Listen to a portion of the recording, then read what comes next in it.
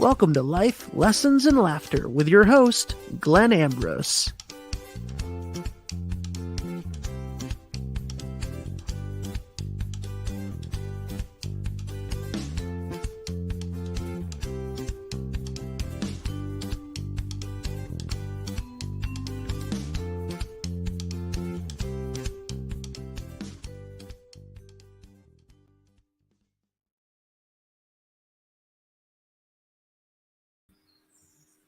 Hello, everybody. Welcome to the show. So today I am talking about clarity of motivation. So what I mean by that is, clarity of motivation is very helpful in a lot of areas. This particular area I'm talking about is living spiritually. Your motivation for spiritual living. The other way to kind of look at this is your intention for spiritual living, or what you think spiritual living is going to look like, why you're trying to live spiritually, your goal of living spiritually, all that type of stuff. So, everybody's journey is different. So sometimes people need to get clarity on this right in the beginning, to some degree, I guess.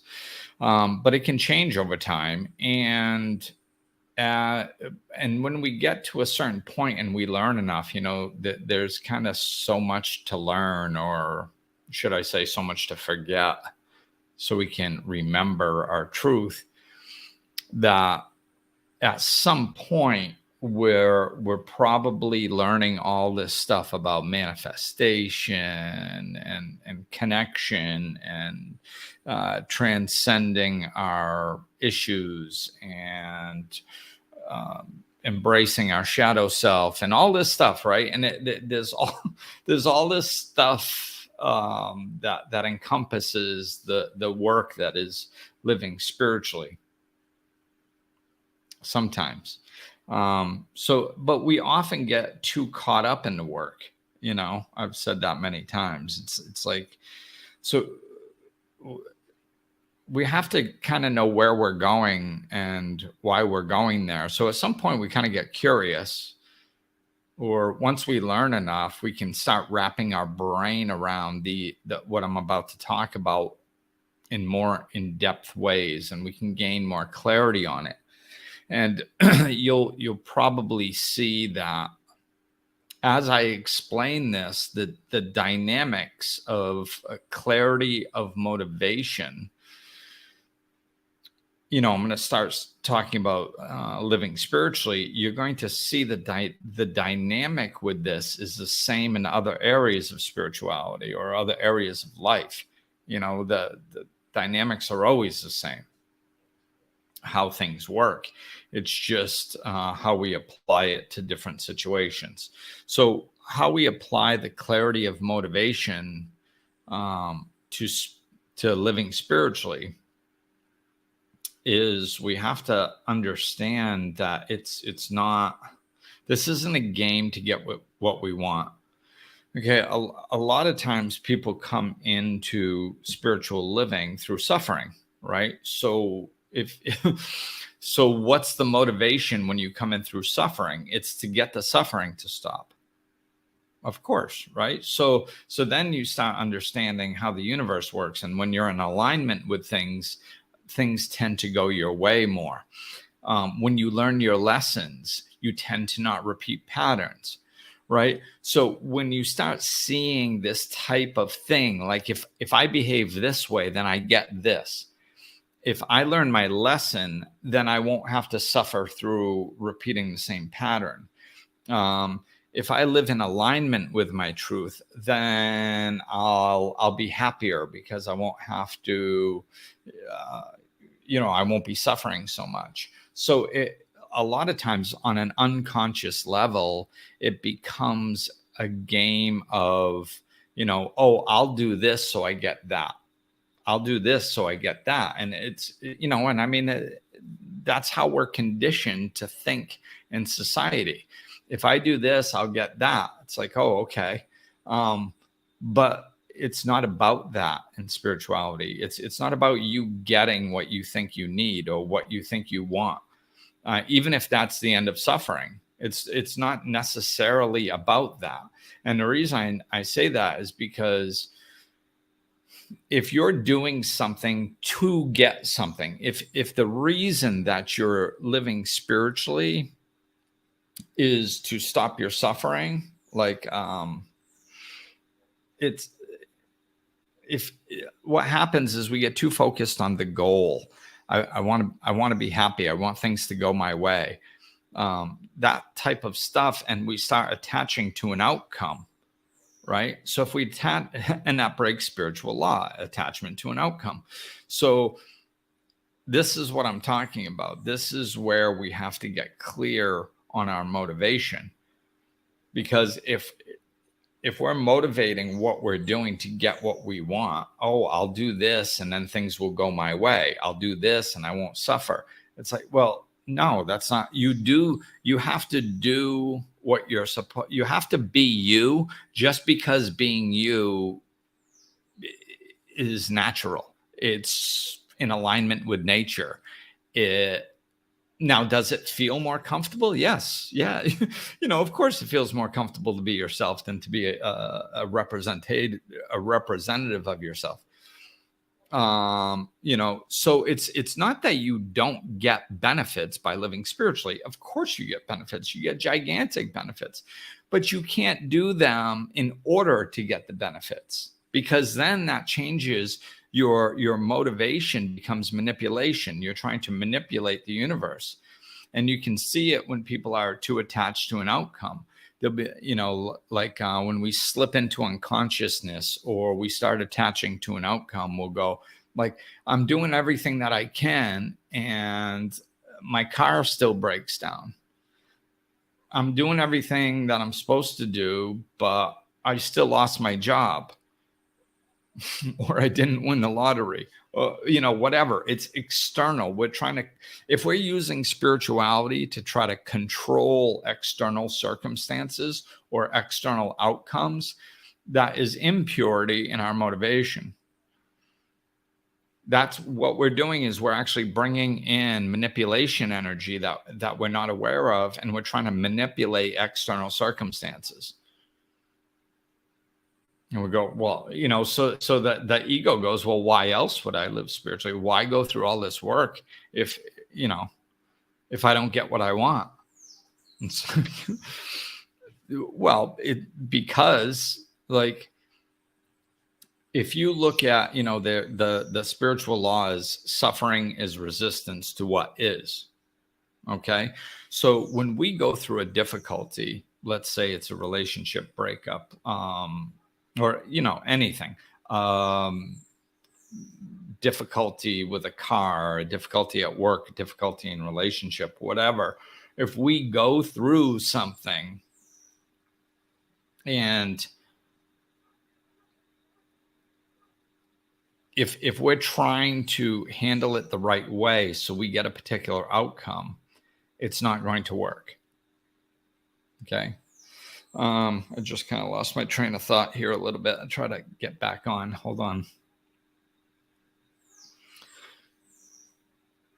So and the flow happens when I'm talking. So I'm just going to start talking and see if I can hop back onto the train of thought. So yeah, what was I was talking about? Okay, the resistance to what is. Okay, there it is. Thanks for bearing with me. So resistance to what is. So most of our suffering when we go through difficult times, difficult situations, is self-induced. Of course, there's a certain level of suffering, if you even want to call it suffering. It's, I would label it more as uncomfortability or sadness or frustration or whatever. Like, we're still supposed to experience all the myriad of emotions and feelings while we're here on earth. So the goal isn't to never experience anything that makes you sad or never experience anything that makes you frustrated. That's not what the goal is. We're always going to have those things for the most part, I mean, I suppose there might be a few people that just, hover in pure joy all the time. But most people, no. Most people are, and who knows, maybe this will change as the spiritual shift continues on. But for now, most people, even when they're living spiritually and consciously, they're going to experience certain things that make them sad or frustrated and stuff like that. But or a sickness, whatever, physical discomfort, whatever you want to call it. If you go through those situations, somewhere between 75 to 90% of the suffering that you actually experience is self-induced. It's mind-made. It's your resistance to what is. That's why we live spiritually. Because when you drop the resistance to what is, and you get better and better at it, you can literally drop away 75% of your suffering. So think about that, okay, well, I was living my life, and, when somebody first starts life coaching, a lot of times, like I said, they're in great suffering, or, turns towards a spiritual book, whatever. They're sick and tired of being sick and tired, like they say in recovery, right? So now they're seeking help. They're seeking another way of viewing things. So if you took that person and you said, well, this way of life can drop 75% of the suffering you've experienced, they'd be like, huh? That's even possible? Oh my God, yes, where do I sign? Please. 25%, that's nothing. I can handle that. Give me, but you can remove 75%? Yes. And that's what spiritual living does. 75% of what mental and emotional suffering is self-induced, maybe more, maybe even 90%. But that's why we live spiritually, because most of what's happening, it just is. Your anger, your resistance, your frustration towards it, your non-acceptance that it's happening is causing most of the uncomfortability. It's causing most of it. I mean, most people have been physically injured. If you break a bone, you experience some extreme physical pain, right? Now, if you sit there going, oh my God, I can't believe I broke my arm. Oh my God, oh my God, oh my God. You basically continue with that excruciating pain and suffering emotionally, mentally, physically. But if you just breathe and center yourself, now, does it still hurt? Yeah, of course it still hurts. But you can drive to the ambulance, actually calm, breathing, experiencing a certain level of pain. But if you're not mentally and emotionally resisting it, you're going to go from flipping out, screaming, crying, whatever, down to, okay, this hurts, but I'm going to be okay. Keep breathing. And all of a sudden now it's manageable, and we're in that scenario, I'm talking about an actual physical injury of a broken bone. This is you're going to have more actual physical pain because of the injury than you are emotional pain, with just let's say, a heartbreak. A heartbreak, it's not physical. You didn't actually break your heart, right? So that's all emotional and mental. Now, like I said, I mean, I'm not saying you're going to get rid of 100% of it. You'll still go through sadness, maybe grieving, feeling of loss of intimacy, all kinds of emotions and mental outlooks that aren't pleasurable per se. But you can manage them. right? I mean, most of us know people that had a heartbreak and never got over it, or at least didn't for 10 years or 20 years, even 5 years. I mean, like, so that's a long time suffering, man. That's a long time. That's a lot of suffering. And now you compare that to somebody that's living spiritually, that understands not to resist what's happening. Can it still be a difficult time? Yeah, absolutely. It doesn't mean you're void of pain or sadness or difficulty. It just means that it's manageable and you never get completely lost in it. There's a part of you that knows that even while you're going through the pain, there's going to be a day where you're not feeling it anymore. So, which makes it more manageable too. Yes. So if you take somebody that has no spiritual tools and they go through a heartbreak, and you take somebody that does have spiritual tools and they go through a heartbreak, you could literally minimize it down from 100% suffering, where the person with no spiritual tools has, down to 25% of that. Maybe less, maybe down to 10% of what the other person is experiencing because of spiritual living. So this is what I'm talking about. We can dramatically, 3/4 of which, decrease our mental and emotional suffering by living spiritually. Just by living in alignment with who we are and facing reality. Having a clear outlook on what's real, not going, I wish this wasn't happening. I wish that wasn't happening. Oh my God, is it going to happen in the future? See, this is like, most of the suffering is we are suffering our memories and we are suffering our imagination. It's not even real. Oh my God, remember when we were together? Oh, it was so wonderful. Oh, I wish it was like this again. Oh, woe was me. Oh, remember what it was like to be 17 years old and running around wild and free. Oh, I wish I was like that again. Oh, I wish I could do that again. Like, why? Why put yourself through that? It's, unless you have a time machine, it's just needless suffering. Oh my God, I had my heart broken. Oh, she was the one. I'll never find a girl as good as her. I'll never find a guy as good as him. Oh no, now I'll use my imagination to suffer about the future. So this is part of what we get rid of. We get partly we get rid of suffering our memory and suffering our imagination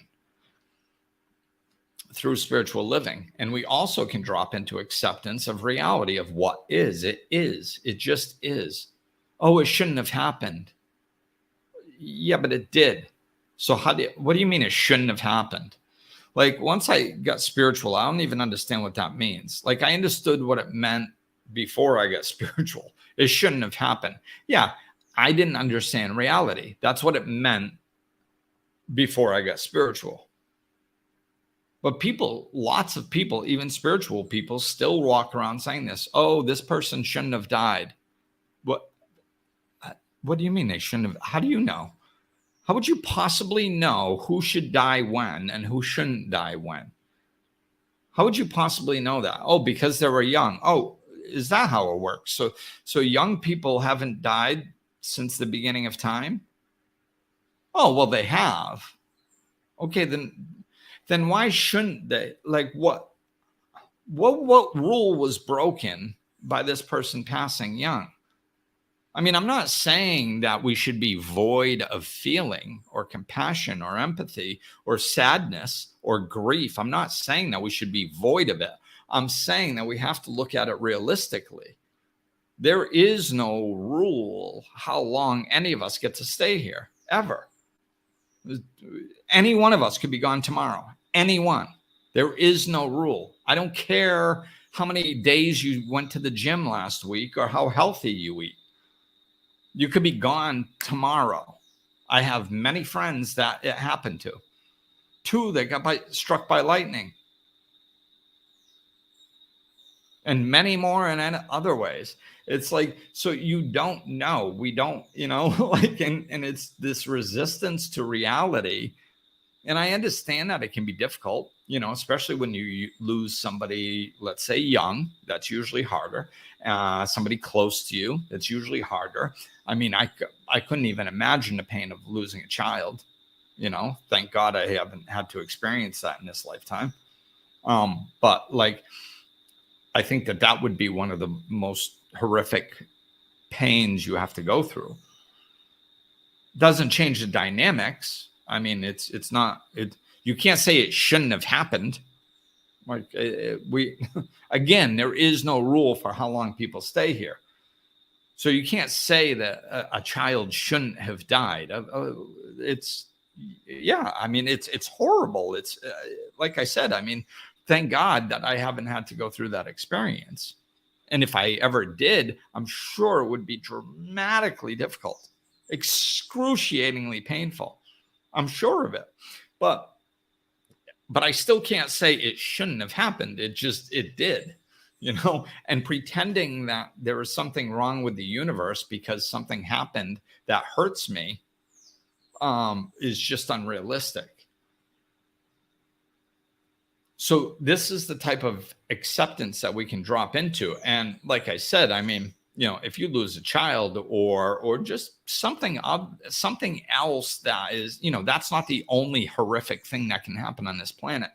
There are other things that can be excruciatingly painful and hurtful and it will affect your life forever, no doubt.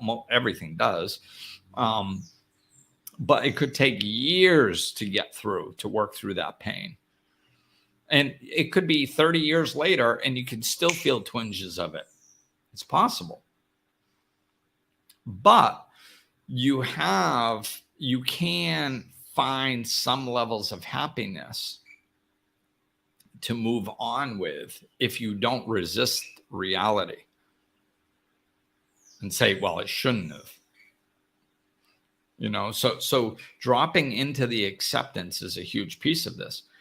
So as we drop into the acceptance of reality, and most people don't go through these horrific events. Most people, like very few people that I have life coached, very few people that I've life coached over the years have lost a child. Very, very few. Very few people that I know have lost a child. I mean, I definitely know some who have, but compared to the amount of people I know, it's a minority for sure. So most of what people are suffering with, most of the reason that people reach out for life coaches or therapists or counselors or get on medication or do anything else, that when they feel they're sick and tired of being sick and tired, is mind-made. It's the suffering, the memories, suffering your imagination in the future, and non-acceptance of what is. And there are other spiritual tools too that I won't get into, but those are 3 of the things. So you got past, present, and future. Past is your memories, present is non-acceptance of reality, and future is suffering your imagination. So this is it probably is 75%, when I lay it out like this, because there's probably 25% of suffering that's just part of life. And we can actually manage and navigate that. And it actually, I mean, I hate to say it this way, but it kind of makes life interesting, quite honestly, to some degree, because we are in an experiential reality. So we're not looking to achieve a life that is completely void of any negative feeling or what we would label as negative feeling, so that's not necessarily what we're trying to accomplish, but we can get rid of 3/4 of it, 25%, 25%, 25%, past, present, future, 75% suffering gone. That's good enough, man. So if you really do the work and you're like, I want to live spiritually, get lost in the work. Don't keep score. If you have that's one of the worst things that we can do that drags us into manipulation or attempted manipulation of the universe is we keep score. We're like, well, I've been working on myself and went through all my childhood traumas and took mushrooms 3 times and ayahuasca twice, and I did I did my shadow work, and I did this and I did that, and I'm still experiencing some suffering, so this isn't fair. Like, I don't like this game. It's like, yeah, that's why it's because you're playing a game and it ain't, if things still aren't going my way, I still feel sad sometimes. It's like, yeah, that's because you don't have clarity of motivation. You're not just lost in the work, doing the work to be a better person. And then all of a sudden you wake up and you look around, you're like, wow, my life's pretty good. I wonder how long has it been this good? Like, that's when you know that you have clarity of motivation, because you're just doing it because it's the right thing to do. It's just doing the right thing feels good. It's its own reward. Living well and not putting yourself through needless suffering is its own reward. It's just get lost in living good. And then, like, if a lesson comes along that you haven't learned yet, you can't go, oh, what the hell, man? I thought I was over this. It's like, well, apparently you're not. Like, so do that. No, nobody, like, it's unconsciously, we think we're going to get to a point where all our ducks in a row and we're just spiritual and nothing ever goes wrong. Now, if anybody ever says that to you,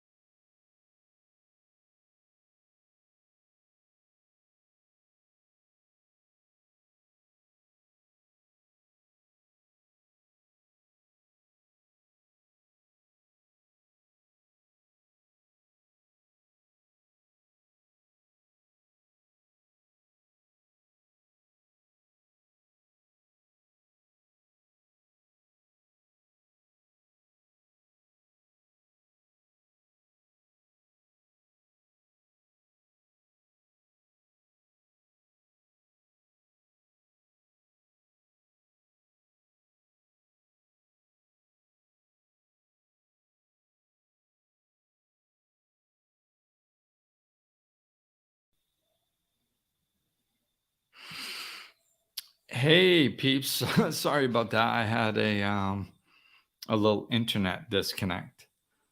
Um, so I'm probably it's actually been several minutes, so I'm probably not going to be able to hop on to the train of thought that I was on when when we cut out. Um, but yeah, I was so I'll just jump back into the topic. So it's like, we can't be trying to manipulate the universe to get what we want. And we don't know that we're doing that consciously. It's on an unconscious level. What was I saying? I was saying if I asked like a bunch of spiritual people if they were, I don't know if this was what I was talking about, but this is where I'm going to hop on. If I asked a bunch of spiritual people if they were manipulating the universe or if they were just doing things to get what they want, people would say no. It's because it's on an unconscious level. It comes in and it just kind of, and sometimes it creeps in. Sometimes it comes in when we don't know any better, like in the beginning. And then sometimes, like after a while of doing spiritual work, all of a sudden we feel like we're in a victim mode a little bit. And all of a sudden we realize that that's why we're doing it. It's like, oh crap, where did that sneak in? So you just reset and reset your motivation. So, so if we can get rid of 75% of, mental and emotional suffering, and that's how we're supposed to be living, then we can manage the rest. We can feel those ups and downs. 25% of the suffering, not 25% of our life even, but 25% of the suffering that we used to have is left over. So, if you suffered 50% of your life, that's quite a bit, but the way that I live now, but like, let's say before, you suffered 75% of your life. Well, that's, we're getting rid of 75% of that. So, you'll still have, I don't know what the heck the numbers are there, but, you still might suffer like 15% of your life or something, and 85% of it will be good. So like, that's cool, and it's not suffering. It's just ups and downs. It's, you're going to experience downs. You're going to experience things that you don't like. Doesn't matter how spiritual you are. If a loved one passes away, you're going to feel sadness and you're going to feel grief. I mean, that's just natural. We're not trying to abandon all of that. We're not trying to become robots that walk around with a smile painted on all day, So this is, we just have to make sure that we're not trying to manipulate the universe. And again, nobody thinks they're manipulating. They're not intending to manipulate. But if you realize that you're doing the work to try to get something, oh, I'm gonna, I'll get along with everybody at work, and then they'll give me a raise. It's like, yeah, that's not how it works. However, if you just decide to like walk away from negativity, not gossip, work hard, stuff like that, just to be a better version of you. And then all of a sudden down the road, you end up getting a raise. Woo, big shock. That's how it happens. Like it just comes. The good just comes. You don't have to perform a behavior to get the good. If you do that, it's manipulation. And a lot of times we don't notice it until after we're like, oh, I'm just going to work real hard and I'm going to be good because, and we happen to come up with this idea right after we get passed over for a raise, or right after somebody else got a raise, or right after our bills went up, and then all of a sudden we go, no, I'm just going to turn over a new leaf and I'm just going to be a hard worker because I want to be. And then 3 months goes by and it's just false motivation. We're just trying to manipulate. We're trying to look good so we'll get a raise. And then all of a sudden the raise doesn't come after 90 days. And then it's then when we realize, a lot of times when we look back and we go, oh my God, I was actually trying to manipulate the universe. I was kind of just holding my breath going, I'll pretend that I'm a really good person. I'll pretend that I want to be at work instead of shifting my perspective and seeing work as a tool to benefit my life and move me forward towards my goals. Instead of shifting my perspective, I'll lie to myself and say, no, I want to be here. That's the type of stuff that like we can't lie to ourselves and we can't lie to the universe because it's energy. Everything is energy. Our energy needs to be pure. I'm just trying to be a better version of myself. That's it. And whatever happens beneficially, I'll be grateful for. Whatever happens, what I would label as negative, I'll accept. Anything else is inducing suffering. And then once we're living spiritually and stuff, and we become better versions of ourselves, and we clear up our triggers and our past, and we've done all that work and stuff, and we're moving along, there's less for the universe to teach us. Like, and you never know when it's all over. But just for example, because sometimes you think you learned everything and it was just a layer of the onion. So you actually have to, like the big lessons that we have to learn, a lot of times it's 2 to 3 times from what I've seen. Occasionally 4, that we have to go through a learning curve in a particular area before we fully transcend it. Those are the big ones. Most things we can transcend in 1 to 2 times the most. The big ones, depending on how well we do and how big of a piece is given to us, we can do it. If you surpass or transcend a major issue in your life in 2 lessons, like 2 cycles, that's really good. If you do it in 3, I would say 3 is probably average for most people who are taking it seriously. 4, well, maybe you're dragging your feet a little bit, or maybe it was just a really big issue. Maybe it had more energy than somebody else's 2 or 3. It's not necessarily that you're doing anything wrong, but this is one of those things that keeps us stuck and bites us in the butt, because we're like, oh, I worked through that, and I found myself in the same pattern. It's like, well, you didn't, like usually it'll be like anywhere from a year to 3 years later, after you go through a major learning curve that you think you transcended. If it has to come up again, it's usually within a year to 3 years that it comes up again. And then you're like, I thought I worked through that. Guess not, So just, it's okay though. You're not, if you get lost in the work, it's okay. Because then it doesn't really feel like work. It's just, you just keep bettering yourself, and you just keep finding healthier ways to look at things. Healthier, not delusional, healthier. People are saying like, oh, sometimes people say like, the ego comes in and tries to confuse it with delusion. Like, oh,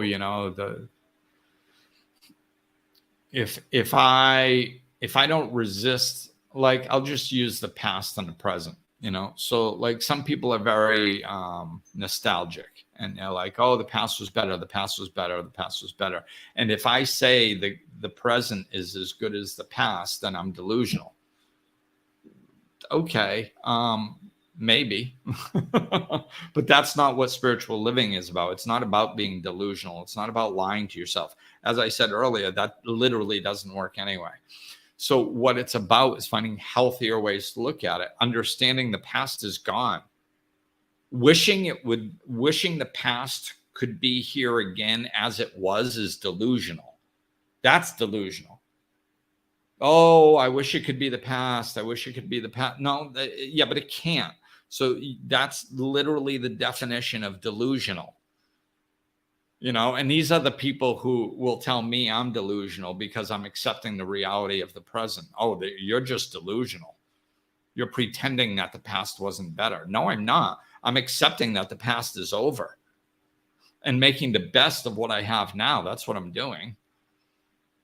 They're delusional because they've like, why? Oh, the past was better. The past was better. Why? Like, why do you do that to yourself? It just induces suffering for no reason. There's no benefit to it. And I'm not saying that you can't think back nostalgically, but when you induce suffering on yourself, that's delusional. That's inducing suffering for no reason. you want to think back and go, oh my God. Like I think back often, I had an amazing life. You know, I had tons of fun growing up. I was wild, did all kinds of crazy stuff, you know, and I think back, it's like, oh my God, man, we had so much fun. That was a blast. I actually enjoy thinking back about those times because they were fun. So I feel fun. I'm like, yeah, that was a blast. But I don't sit there and go, oh, why isn't it like that now? Oh, the world is falling apart. My world ain't falling apart. My world's falling together. And that's what's actually happening out there. Everything that's falling apart sucks. Let it fall apart.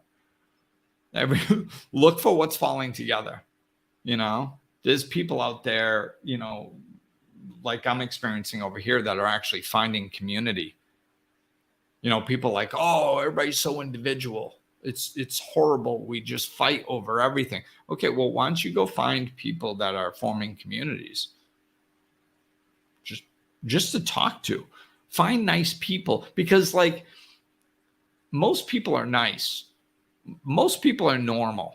So if you're sitting there going, oh my God, the way society is sucks, that means that there's probably a whole ton of other people thinking the same thing.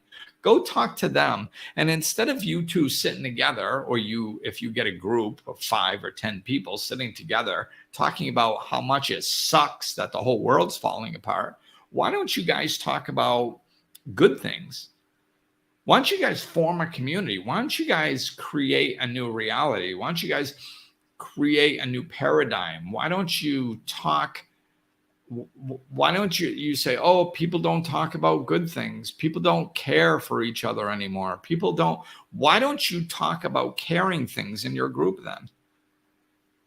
Like be the change you wish to see. If you think that we should be in community with one another more, and we should be able to be friends with other people and treat each other with respect, then do that instead of getting together and complaining about what's falling apart. Be the example of a loving group of people. Be an example of a happy group of people, because not only will your life be happier, but then other people that see you or come across you are going to be like, wow, look at what they're doing. I want to do that. I don't want to be caught up in all this negativity. I want to live a happy life. And these people are doing it over here. Ooh, I'm going to go do that. That's what I'm doing. I'm living a happy life. Anybody wants to know how? Let me know.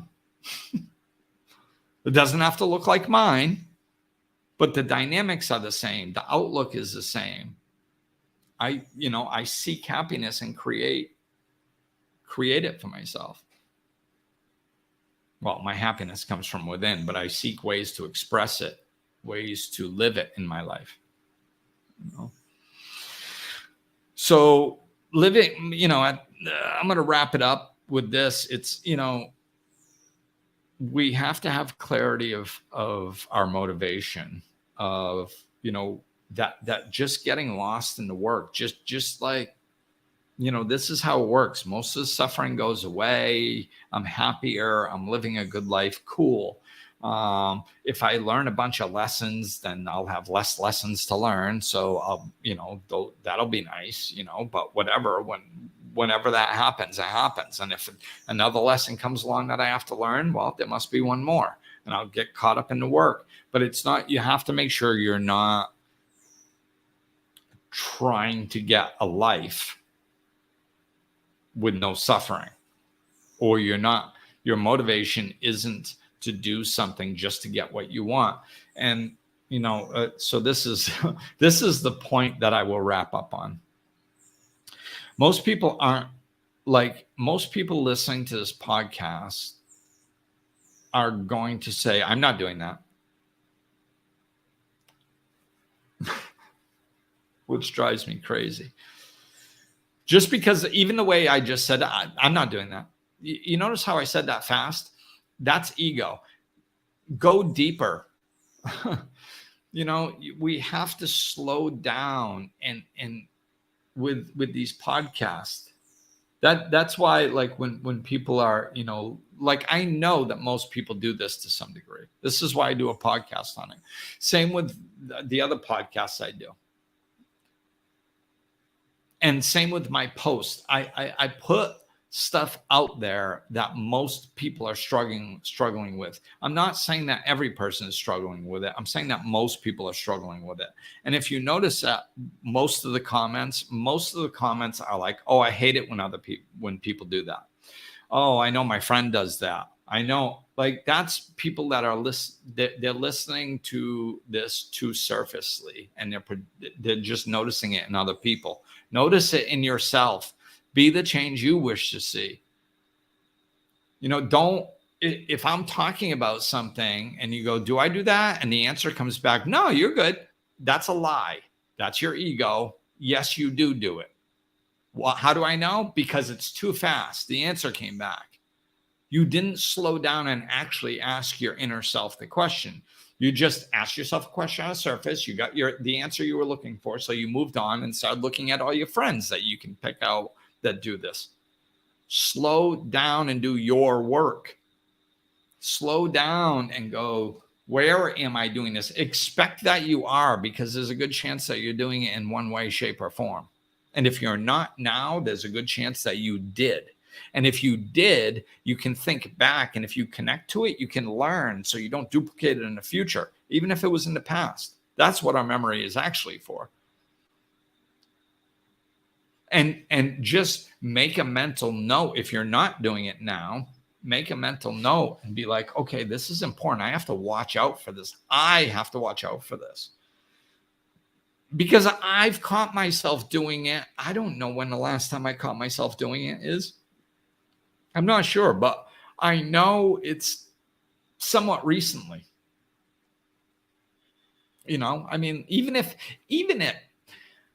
it was way more recent than this, but even if it was 10 years ago, that means it was 10 years in on my spiritual journey. Even if it was 5 years ago, that means it was 15 years into my spiritual journey. I still caught myself doing this. See, this is what I'm saying. It's like we all do this type of stuff. It's nothing to be ashamed of. It's okay. It's part of the journey. And it doesn't mean you're back here when you thought you were up here. That's not how the spiritual journey works. It's like, this is just one of those things that we get caught up on every once in a while. And you could get caught up on it in your first year of spirituality, and you might get caught up on it again in your 10th year and again on your 40th year. Who knows? So just, put it in your brain, look around peripherally, see if you can find a way that you're doing this in your spiritual life. Doesn't matter if your friends are doing it. You can't help them.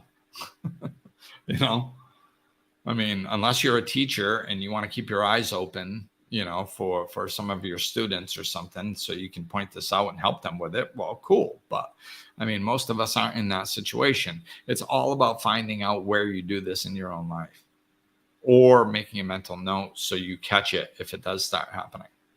So, all right. That is going to do it. Thank you guys for listening. I hope that delay in this podcast wasn't too much. I have no idea how that internet outage affected it. So thanks for listening, and shoot me a message if you need anything. And I will talk with you soon. Peace.